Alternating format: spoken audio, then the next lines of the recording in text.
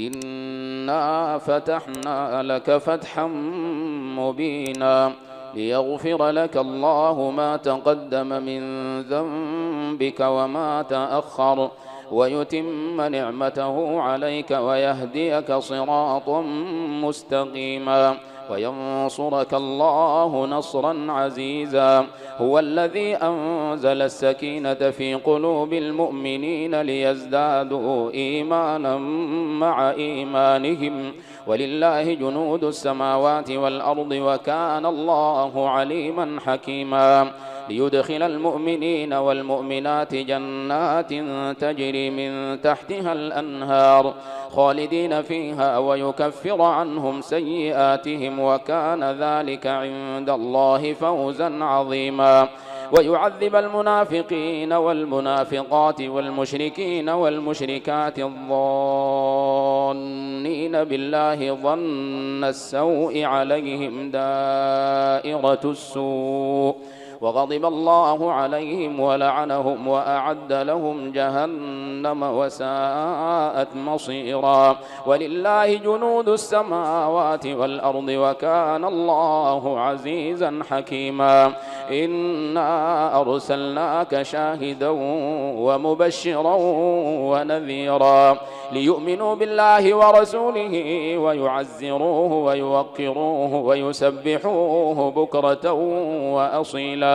إن الذين يبايعونك إنما يبايعون الله يد الله فوق أيديهم فمن نكث فإنما ينكث على نفسه ومن أوفى بما عاهد عليه الله فسيؤتيه أجرا عظيما. سيقول لك المخلفون من الأعراب شغلتنا أموالنا وأهلنا فاستغفر لنا يقولون بألسنتهم ما ليس في قلوبهم قل فمن يملك لكم من الله شيئا إن أراد بكم ضرا أو أراد بكم نفعا بل كان الله بما تعملون خبيرا. بل ظننتم أن لن ينقلب الرسول والمؤمنون إلى أهليهم أبدا وزين ذلك في قلوبكم وظننتم ظن السوء وكنتم قوما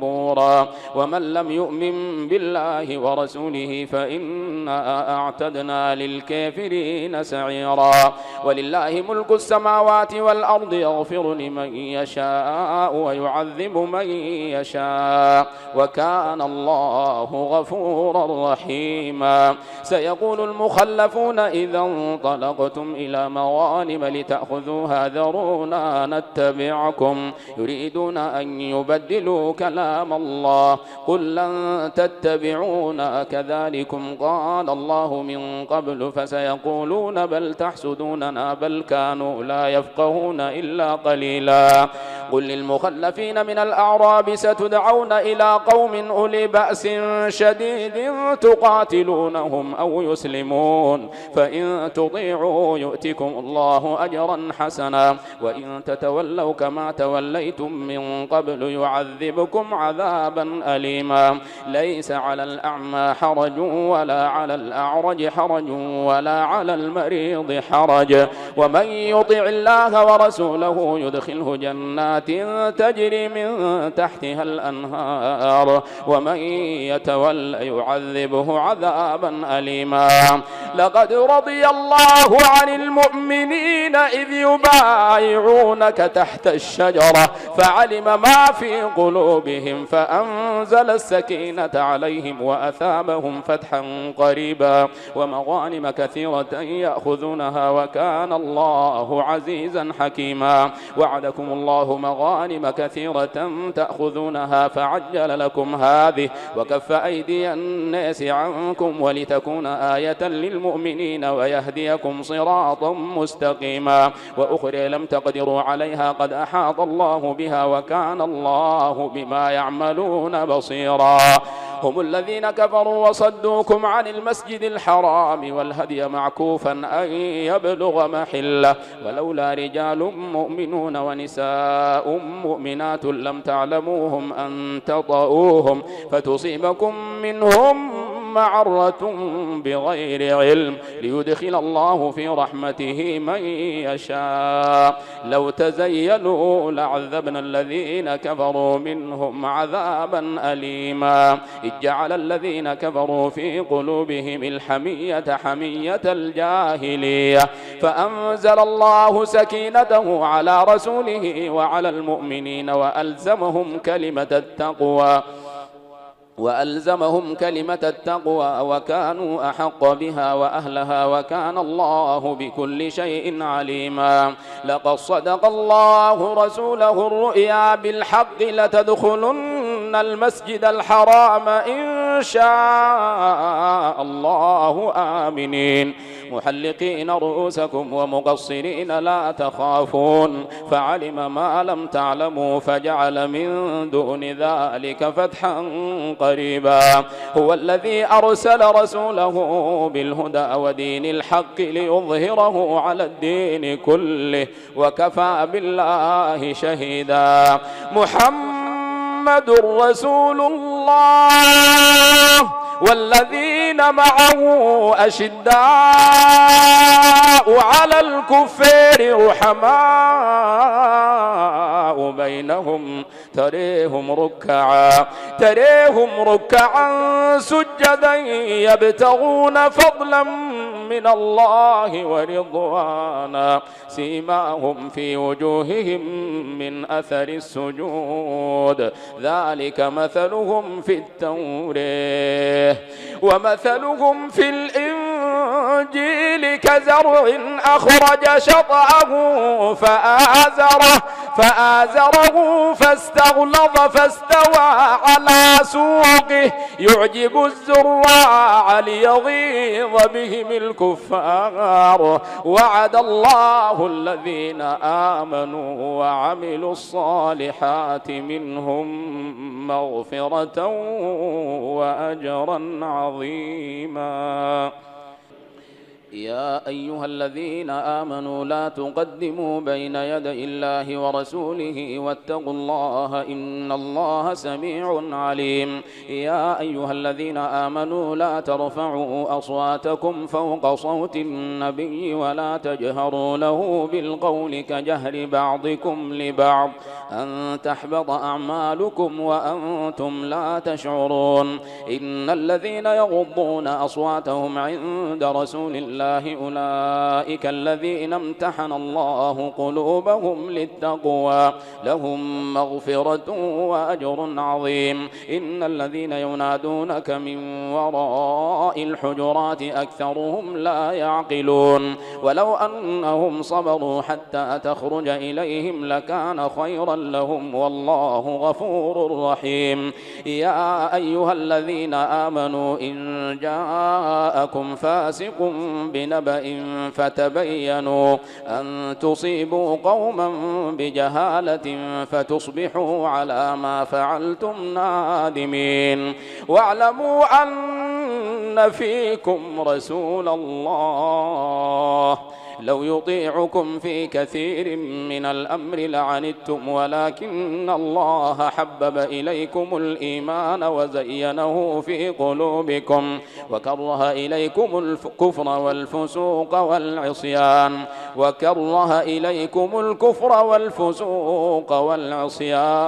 أولئك هم الراشدون فضلا من الله ونعمة والله عليم حكيم. وإن طائفتان من المؤمنين اقتتلوا فأصلحوا بينهما فإن بغت إحداهما على الأخرى فقاتلوا التي تبغي حتى تفيء إلى أمر الله فإن فاءت فأصلحوا بينهما بالعدل وأقسطوا إن الله يحب المقسطين. إنما المؤمنون إخوة فأصلحوا بين أخويكم واتقوا الله لعلكم ترحمون. يا أيها الذين آمنوا لا يسخر قوم من قوم عسى أن يكونوا خيرا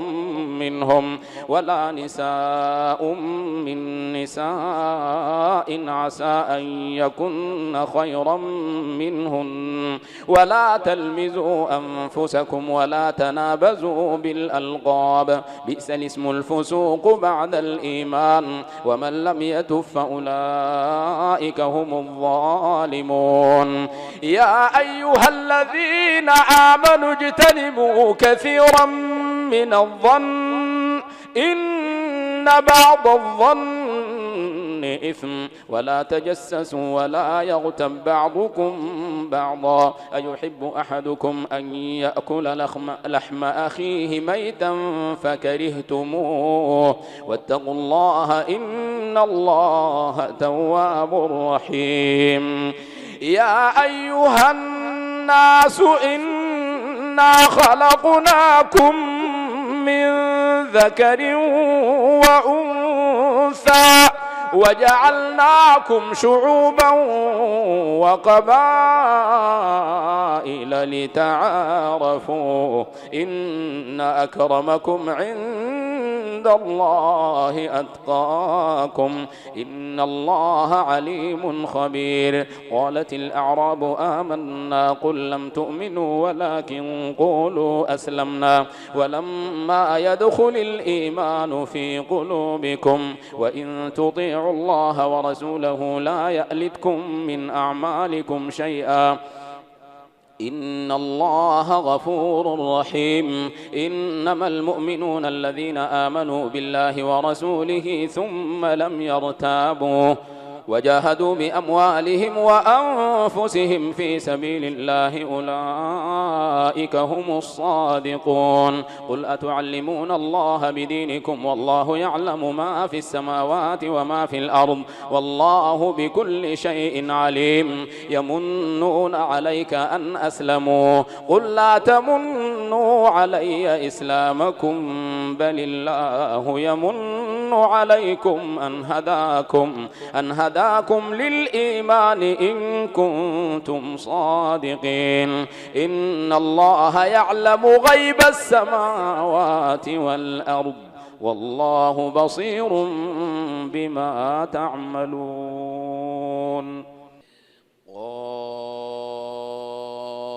والقرآن المجيد بل عجبوا أن جاءهم منذر منهم فقال الكافرون هذا شيء عجيب أإذا متنا وكنا ترابا ذلك رجع بعيد قد علمنا ما تنقص الأرض منهم وعندنا كتاب حفيظ بل كذبوا بالحق لما جاءهم فهم في أمر مريج أفلم ينظروا إلى السماء فوقهم كيف بنيناها وزيناها وما لها من فروج والأرض مددناها وألقينا فيها رواسي وأنبتنا فيها من كل زوج بهيج تبصرة وذكر لكل عبد منيب ونزلنا من السماء ماء مباركا فأنبتنا به جنات وحب الحصيد والنخل باسقات لها طلع نضيد رزقا للعباد وأحيينا به بلدة ميتا كذلك الخروج كذبت قبلهم قوم نوح وأصحاب الرس وثمود وعاد وفرعون وإخوان لوط وأصحاب الأيكة وقوم تبع كل كذب الرسل فحق وعيد أفعينا بالخلق الأول بل هم في لبس من خلق جديد ولقد خلقنا الإنسان ونعلم ما توسوس به نفسه ونحن أقرب إليه من حبل الوريد إذ يتلقى المتلقيان عن اليمين وعن الشمال قعيد ما يلفظ من قول إلا لديه رقيب عتيد وجاءت سكرة الموت بالحق ذلك ما كنت منه تحيد ونفخ في الصور ذلك يوم الوعيد وجاءت كل نفس معها سائق وشهيد لقد كنت في غفلة من هذا فكشفنا عنك غطاءك فبصرك اليوم حديد وقال قرينه هذا ما لدي عتيد ألقيا في جهنم كل كفار عنيد مناع للخير معتد مريب الذي جعل مع الله إلها آخر فألقياه في العذاب الشديد قال قرينه ربنا ما أطغيته ولكن كان في ضلال بعيد قال لا تختصموا لدي وقد قدمت إليكم بالوعيد ما يبدل القول لدي وما أنا بظلام للعبيد يوم نقول لجهنم هل امتلأت وتقول هل من مزيد وأزلفت الجنة للمتقين غير بعيد هذا ما توعدون لكل أواب حفيظ من خشي الرحمن بالغيب وجاء بقلب منيب ادخلوها بسلام ذلك يوم الخلود لهم ما يشاءون فيها ولدينا مزيد وكم أهلكنا قبلهم من قرن هم أشد منهم بطشا فنقبوا في البلاد هل من محيص إن في ذلك لذكر لمن كان له قلب أو ألقى السمع وهو شهيد ولقد خلقنا السماوات والأرض وما بينهما في 6 أيام وما مسنا من لغوب فاصبر على ما يقولون وسبح بحمد ربك قبل طلوع الشمس وقبل الغروب ومن الليل فسبحه وأدبار السجود واستمع يوم ينادي المنادي من مكان قريب يوم يسمعون الصيحة بالحق ذلك يوم الخروج إنا نحن نحيي ونميت وإلينا المصير يوم تشقق الأرض عنهم سراعا ذلك حشر علينا يسير نحن أعلم بما يقولون وما أنت عليهم بجبار فذكر بالقرآن من يخاف وعيد والذاريات ذروا فالحاملات وقرا فالجاريات يسرا فالمقسمات أمرا إنما توعدون لصادق وإن الدين لواقع والسماء ذات الحبك إنكم لفي قول مختلف يؤفك عنه من أفك قتل الخراصون الذين هم في غمرة ساهون يسألون أيان يوم الدين يوم هم على النار يفتنون ذوقوا فتنتكم هذا الذي كنتم به تستعجلون إن المتقين في جنات وعيون آخذين ما آتاهم ربهم إنهم كانوا قبل ذلك محسنين كانوا قليلا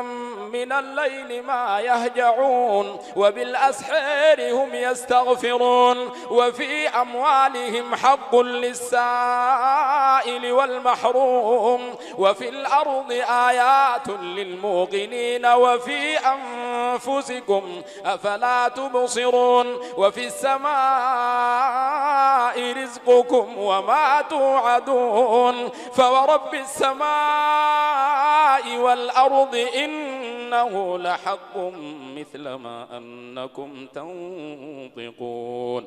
هل أتاك حديث ضيف إبراهيم المكرمين إذ دخلوا عليه فقالوا سلاما قال سلام قوم منكرون فراغ إلى أهله فجاء بعجل سمين فقربه إليهم قال ألا تأكلون فأوجس منهم خيفة قالوا لا تخف وبشروه بغلام عليم فأقبلت امرأته في صرة فصكت وجهها وقالت عجوز كنوز عقيم. قالوا كذلك قال ربك إنه هو الحكيم العليم. قال فما خطبكم أيها المرسلون؟ قالوا إنا أرسلنا إلى قوم مجرمين لنرسل عليهم حجارة من طين مسومة عند ربك للمسرفين. فأخرجنا من كان فيها من المؤمنين فما وجدنا فيها غير بيت من المسلمين وتركنا فيها آية للذين يخافون العذاب الأليم.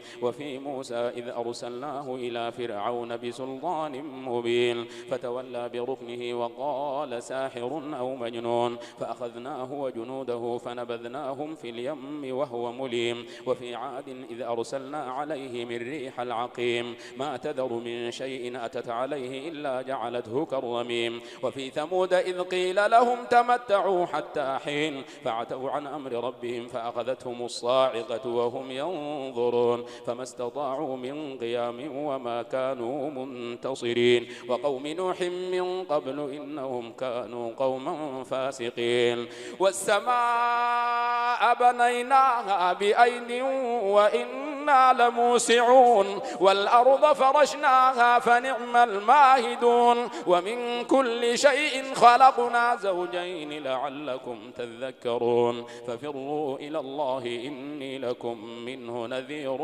مبين. ولا تجعلوا مع الله إلها آخر إني لكم منه نذير مبين. كذلك ما أتى الذين من قبلهم من رسول إلا قالوا ساحر أو مجنون أتواصوا به بل هم قوم طاغون. فتول عنهم فما أنت بملوم وذكر فإن الذكر تنفع المؤمنين. وما خلقت الجن والإنس إلا ليعبدون ما أريد منهم من رزق وما أريد أن يطعمون إن الله هو الرزاق ذو القوة المتين. فإن للذين ظلموا ذنوبا مثل ذنوب أصحابهم فلا يستعجلون. فويل للذين كفروا من يومهم الذي يوعدون. والطور وكتاب مسطور في رق منشور والبيت المعمور والسقف المرفوع والبحر المسجور إن عذاب ربك لواقع ما له من دافع. يوم تمور السماء مورا وتسير الجبال سيرا فويل يومئذ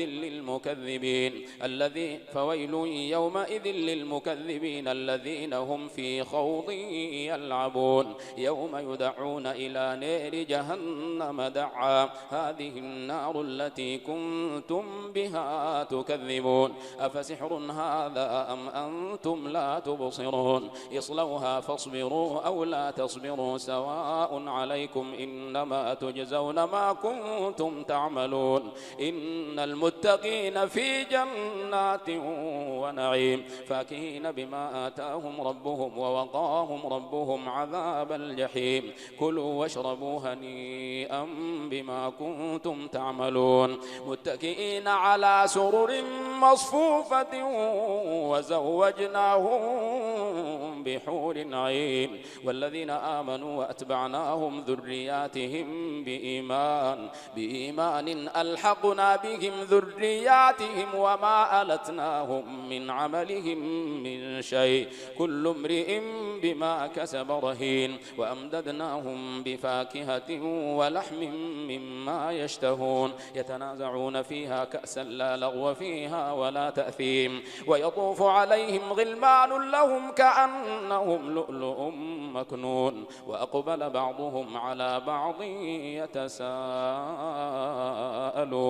قالوا إنا كنا قبل في أهلنا مشفقين فمن الله علينا ووقانا عذاب السموم إنا كنا كنا من قبل ندعوه إنه هو البر الرحيم فذكر فما أنت بنعمة ربك بكاهن ولا مجنون أم يقولون شاعر نتربص به ريب المنون قل تربصوا فإني معكم من المتربصين أم تأمرهم أحلامهم بهذا أم هم قوم طاغون أم يقولون تقوله بل لا يؤمنون فليأتوا بحديث مثله إن كانوا صادقين أم خلقوا من غير شيء أم هم الخالقون أم خلقوا السماوات والأرض بل لا يوقنون أم عندهم خزائن ربك أم هم المسيطرون أم لهم سلم يستمعون فيه فليأت مستمعهم بسلطان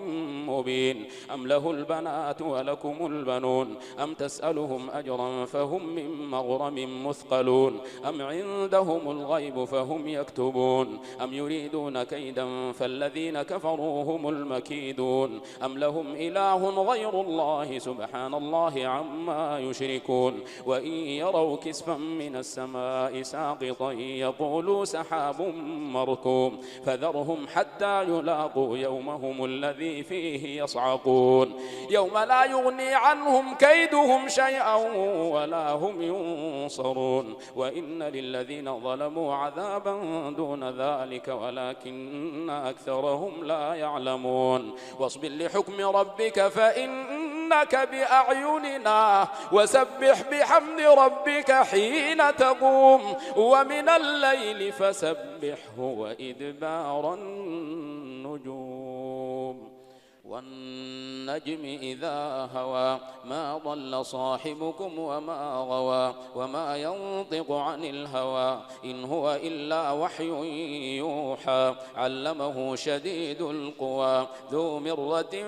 فاستوى وهو بالأفق الأعلى ثم دنا فتدلى فكان قاب قوسين أو أدنى فأوحى إلى عبده ما أوحى ما كذب الفؤاد ما رأي أفتمارونه على ما يري ولقد رأيه نزلة أخرى عند سدرة المنتهى عندها جنة المأوى إذ يغشى السدرة ما يغشى ما زاغ البصر وما طغى لقد رأى من آيات ربه الكبرى أفرأيتم اللات والعزى ومناة الثالثة الأخرى ألكم الذكر وله الأنثى تلك إذا قسمة ضيزى إن هي إلا أسماء سميتموها أنتم وآباؤكم ما أنزل الله بها من سلطان إن يتبعون إلا الظن وما تهوى الأنفس ولقد جاءهم من ربهم الهدى أم للإنسان ما تمنى فلله الآخرة والأولى وكم من ملك في السماوات لا تغني شفاعتهم شيئا إلا من بعد أن يأذن الله لمن يشاء ويرضى إن الذين لا يؤمنون بالآخرة ليسمون الملائكة تسمية الأنثى وما لهم به من علم إن يتبعون إلا الظن وإن الظن لا يغني من الحق شيئا فأعرض عمن تولى عن ذكرنا ولم يرد إلا الحياة الدنيا ذلك مبلغهم من العلم إن ربك هو أعلم بمن ضل عن سبيله وهو أعلم بمن اهتدى ولله ما في السماوات وما في الأرض ليجزي الذين أساءوا بما عملوا ويجزي الذين أحسنوا بالحسنى الذين يجتنبون كبائر الإثم والفواحش إلا اللمم إن ربك واسع المغفرة هو أعلم بكم إذ أنشأكم من الأرض وإذ أنتم أجنة في بطون أمهاتكم فلا تزكوا أنفسكم هو أعلم بمن اتقى أفرأيت الذي تولى وأعطى قليلا وأكدى أعنده علم الغيب فهو يرى أم لم ينبأ بما في صحف موسى وإبراهيم الذي وفى ألا تزر وازرة وزر أخرى وأن ليس للإنسان إلا ما سعى وأن سعيه سوف يرى ثم يجزاه الجزاء الأوفى وأن إلى ربك المنتهى وأنه هو أضحك وأبكى وأنه هو أمات وأحيا وأنه خلق الزوجين الذكر والأنثى وأنه خلق الزوجين الذكر والأنثى من نطفة إذا تمنى وأن عليه النشاءة الأخرى وأنه هو أغنى وأقنى وأنه هو رب الشعر وأنه أهلك عادا الأولى وثمودا فما أبقى وقوم نوح من قبل إنهم كانوا هم أظلم وأطغى والمؤتفكة أهوى فغشاها ما غشا فبأي آلاء ربك تتماري هذا نذير من النذر الأولى أزفت الآزفة أزفت الآزفة ليس لها من دون الله كاشفة أفمن هذا الحديث تعجبون وتضحكون ولا تبكون وأنتم سامدون فاسجدوا لله واعبدوا اقتربت الساعة وانشق القمر وإن يروا آية يعرضوا ويقولوا سحر مستمر وكذبوا واتبعوا أهواءهم وكل أمر مستقر ولقد جاءهم من الأنباء ما فيه مزدجر حكمة بالغة فما تغني النذر فتول عنهم يوم يدعو الداعي إلى شيء نكر خاشعا أبصارهم يخرجون من الأجداث كأنهم جراد منتشر مهطعين إلى الداع يقول الكافرون هذا يوم عسر كذبت قبلهم قوم نوح فكذبوا عبدنا وقالوا مجنون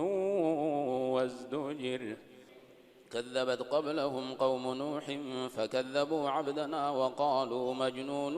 وازدجر فدعا ربه أني مغلوب فانتصر ففتحنا أبواب السماء بماء منهمر وفجرنا الأرض عيونا فالتقى الماء على أمر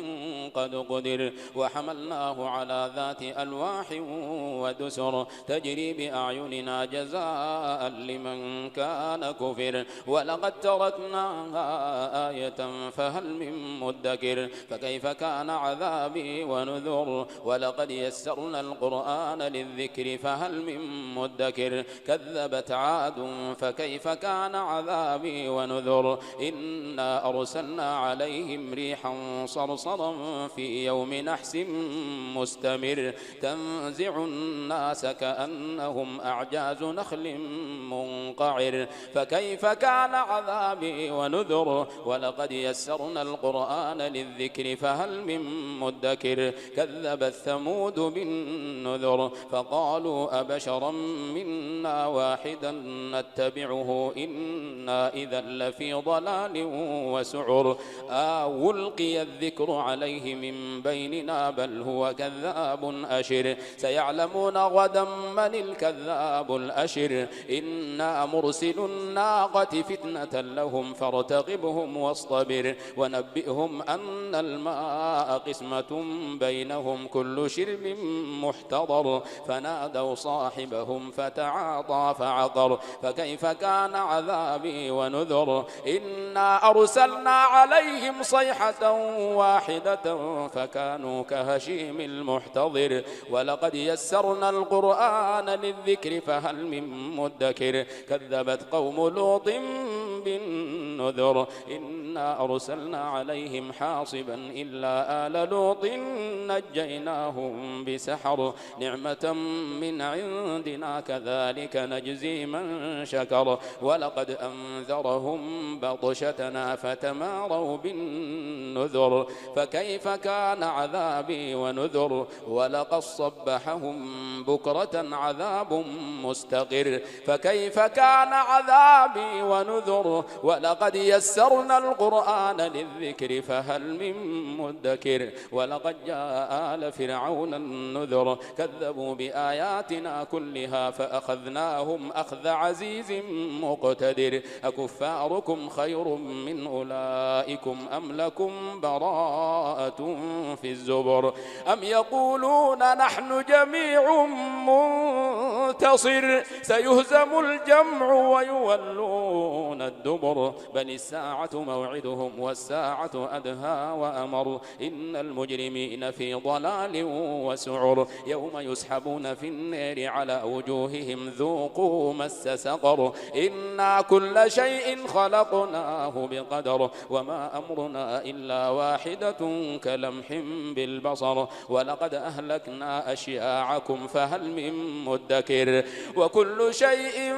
فعلوه في الزبر وكل صغير وكبير مستطر إن المتقين في جنات ونهر في مقعد صدق عند مليك مقتدر الرحمن علم القرآن خلق الإنسان علمه البيان الشمس والقمر بحسبان والنجم والشجر يسجدان والسماء رفعها ووضع الميزان ألا تطغوا في الميزان وأقيموا الوزن بالقسط ولا تخسروا الميزان والأرض وضعها للأنام فيها فاكهة والنخل ذات الأكمام والحب ذو العصف والريحان فبأي آلاء ربكما تكذبان خلق الإنسان من صلصال كالفخار وخلق الجان من مارج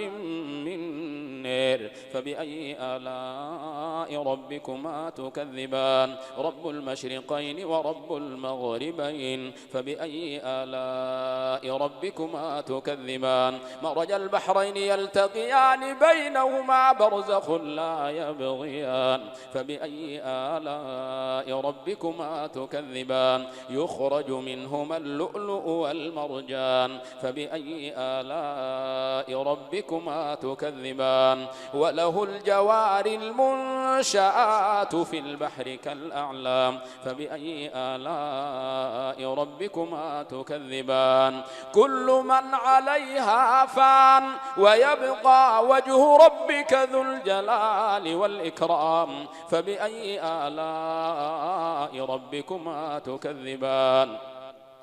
يسأله من في السماوات والأرض يسأله من في السماوات والأرض كل يوم هو في شأن فبأي آلاء ربكما تكذبان سنفرغ لكم أيها الثقلان فبأي آلاء ربكما تكذبان يا معشر الجن والإنس إن استطعتم أن تنفذوا من أقطار فاطر السماوات والأرض فانفذوا لا تنفذون إلا بسلطان فبأي آلاء ربكما تكذبان يرسل عليكما شواظ من نار ونحاس فلا تنتصران فبأي آلاء ربكما تكذبان فإذا انشقت السماء فكانت وردة كالدهان فبأي آلاء ربكما تكذبان فيومئذ لا يسأل عن ذنبه إنس ولا جان فبأي آلاء ربكما تكذبان يعرف المجرمون بسيماهم فيؤخذ بالنواصي والأقدام فبأي آلاء ربكما تكذبان هذه جهنم التي يكذب بها المجرمون يطوفون بينها وبين حميم آن فبأي آلاء ربكما تكذبان ولمن خاف مقام ربه جنتان فبأي آلاء ربكما تكذبان ذواتا أفنان فبأي آلاء ربكما تكذبان فيهما عينان تجريان فبأي آلاء ربكما تكذبان فيهما من كل فاكهة زوجان فبأي آلاء ربكما تكذبان متكئين على فرش بطائنها من استبرق وجنى الجنتين دان فبأي آلاء ربكما تكذبان فيهن قاصرات الطرف لم يطمثهن إنس قبلهم ولا جان فبأي آلاء ربكما تكذبان كأنهن الياقوت والمرجان فبأي آلاء ربكما تكذبان هل جزاء الإحسان إلا الإحسان فبأي آلاء ربكما تكذبان ومن دونهما جنتان فبأي آلاء ربكما تكذبان مدهامتان فبأي آلاء ربكما تكذبان فيهما عينان نضاختان فبأي آلاء ربكما تكذبان فيهما فاكهة ونخل ورمان فبأي آلاء ربكما تكذبان فيهن خيرات حسان فبأي آلاء ربكما تكذبان حور مقصورات في الخيام فبأي آلاء ربكما تكذبان لم يطمثهن إنس قبلهم ولا جان فبأي آلاء ربكما تكذبان متكئين على رفرف خضر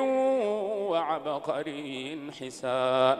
فبأي آلاء ربكما تكذبان تبارك اسم ربك ذي الجلال والإكرام إذا وقعت الواقعة ليس لوقعتها كاذبة خافضة رافعة إذا رجت الأرض رجا وبست الجبال بسا فكانت هباء منبثا وكنتم أزواجا ثلاثة فأصحاب الميمنة ما أصحاب الميمنة وأصحاب المشأمة ما أصحاب المشأمة والسابقون السابقون أولئك المقربون في جنات النعيم ثلة من الأولين وقليل من الآخرين على سرر موضونة متكئين عليها متقابلين يطوف عليهم ولدان مخلدون بأكواب وأباريق وكأس من معين لا يصدعون عنها ولا ينزفون وفاكهة مما يتخيرون ولحم طير مما يشتهون وحور عين كأمثال اللؤلؤ المكنون جزاء بما كانوا يعملون لا يسمعون فيها لغوا ولا تأثيما إلا قيلا سلاما سلاما وأصحاب اليمين ما أصحاب اليمين في سدر مخضود وطلح منضود وظل ممدود وماء مسكوب وفاكهة كثيرة لا مقطوعة ولا ممنوعة وفرش مرفوعة إنا أنشأناهن إنشاء فجعلناهن أبكارا عربا أترابا لأصحاب اليمين ثلة من الأولين وثلة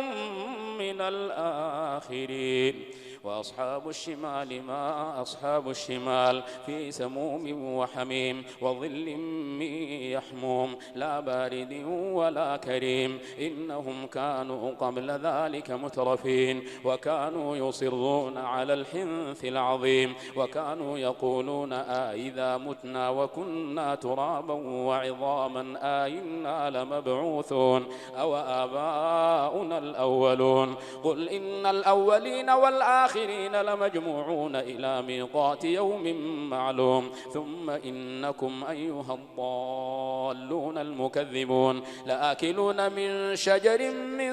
زقوم فمالئون منها البطون فشاربون عليه من الحميم فشاربون شرب الهيم هذا نزلهم يوم الدين نحن خلقناكم فلولا تصدقون أفرأيتم ما تمنون أنتم تخلقونه أم نحن الخالقون نحن قدرنا بينكم الموت وما نحن بمسبوقين على أن نبدل أمثالكم وننشئكم فيما لا تعلمون ولقد علمتم النشاءة الأولى فلولا تذكرون أفرأيتم ما تحرثون أأنتم تزرعونه أم نحن الزارعون لو نشاء لجعلناه حطاما فظلتم تفكهون إنا لمغرمون بل نحن محرومون أفرأيتم الماء الذي تشربون أأنتم أنزلتموه من المزن أم نحن المنزلون لو نشاء جعلناه أجاجا فلولا تشكرون أفرأيتم النار التي تورون أأنتم أنشأتم شجرتها أم نحن المنشئون نحن جعلناها تذكرة ومتاعا للمقوين فسبح باسم ربك العظيم فلا أقسم بمواقع النجوم وإنه لقسم لو تعلمون عظيم إنه لقرآن كريم في كتاب مكنون لا يمسه إلا المطهرون تنزيل من رب العالمين أفبهذا الحديث أنتم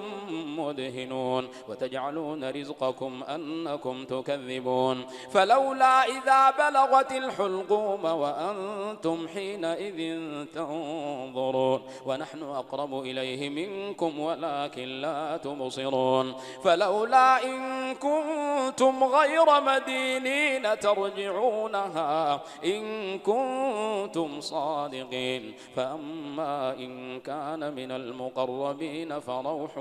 وريحان وجنة نعيم وأما إن كان من أصحاب اليمين فسلام لك من أصحاب اليمين وأما أما إن كان من المكذبين الضالين فنزل من حميم وتصلية جحيم إن هذا لهو حق اليقين فسبح باسم ربك العظيم